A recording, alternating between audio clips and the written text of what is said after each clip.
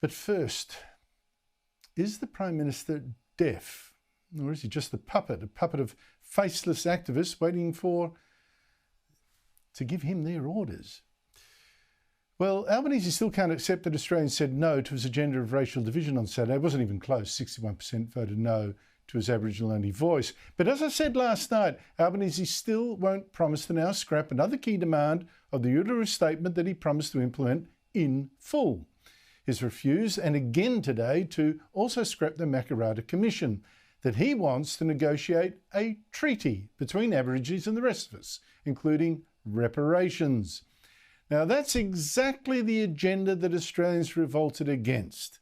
No to dividing us by race.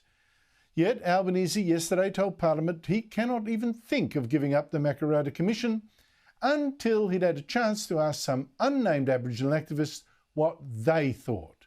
But sadly, the activists he's thinking of are off on their week of silence after losing the voice, a week of sulking. And Albanese says he'll have to wait until then before telling us what he'll do.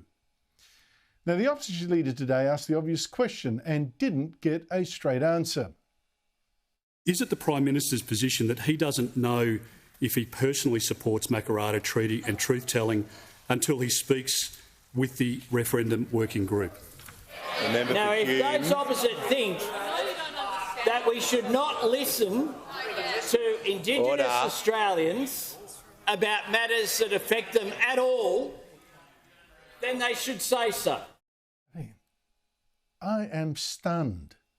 These Aboriginal activists seem to be the same ones who ordered Albanese not to compromise on their radical voice, and see how that worked out. Now he's waiting for these same activists to give him his next orders on the Makarrata. I mean, wake up. You're the Prime Minister. You're not someone's puppet. You give orders and you don't take them, and certainly not from an unelected bunch of sulking radicals whose names are kept secret from the rest of us. This is not leadership. You know, these people even have Albanese parroting their deceitful propaganda about the Makarrata, like, hey, there's nothing to fear, as Albanese told Parliament yesterday.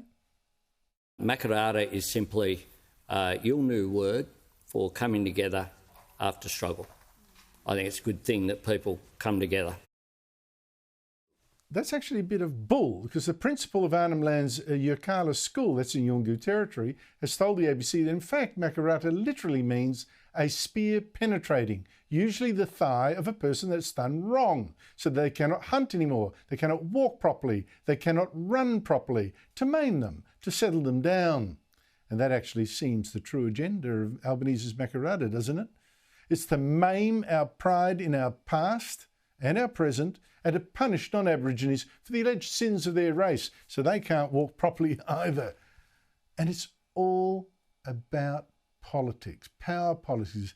You know, where's the talk from Labor about doing something now about the poverty and unemployment and violence in too many Aboriginal communities?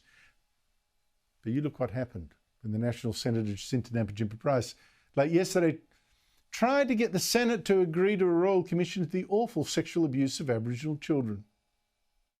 I know of a case now being dealt with where a 6-year-old girl was raped and abused by her cousin, a man 12 years older than her. For 7 years, this young girl was tortured, frightened, in need of help, with no one to turn to because too many community and family members turned a blind eye. But can you believe it? The Greens, Labor and Independent Senator David Pocock all said no to a royal commission. The Greens complained it would just give Aborigines a bad name. Hypocritical attempt to talk up another royal commission into this issue will just be another segue into the intervention type approach to demonise First Nations people in this country. And Labor said this was just playing politics, while it meanwhile played politics itself with this, and even told a joke when they're discussing child sexual abuse.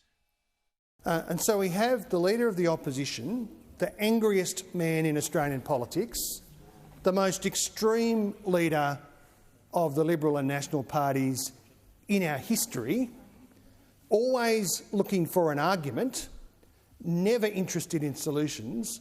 He changed his mind more quickly and more often than Kamal. Order. At least Kamal's popular.